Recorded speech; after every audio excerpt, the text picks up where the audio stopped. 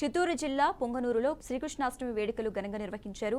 వేడుకల్లో పొంగనూరు టీడీపీ నియోజకవర్గ ఇన్ఛార్జ్ చెల్లబాబు పాల్గొన్నారు. ఈ నేపథ్యంలో మాజీ మంత్రి పెద్దిరెడ్డి రామచంద్రారెడ్డిపై చెల్లబాబు తీవ్ర స్థాయిలో మండిపడ్డారు. టీడీపీ కార్యకర్తలను ఊరి బయటే అరెస్టు చేసి తరిమికొట్టిన ఘనత పెద్దిరెడ్డిదని వ్యాఖ్యానించారు. కృష్ణ భగవాన్ని దర్శించుకో కానీ దేవాలయాల దగ్గర రాజకీయాలు చేయొద్దని మాజీ మంత్రిని చెల్లబాబు హెచ్చరించారు.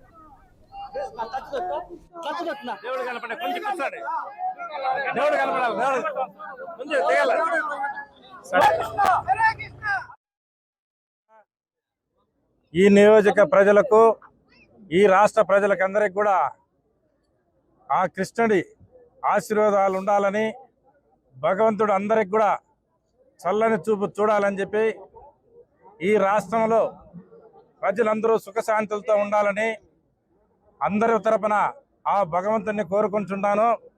అదేవిధంగా మీకందరికీ తెలుసు, ఎంతో ఈ రాష్ట్రం ఎన్నో ఇబ్బందులతో, ఎన్నో కష్ట నష్టాలతో, ఎన్నో దౌర్జన్యాలతో గత 5 సంవత్సరాలుగా ఈ రాష్ట్రాన్ని పరిపాలించిన జగన్మోహన్ రెడ్డి పరిపాలన మీకు అందరికీ తెలుసు.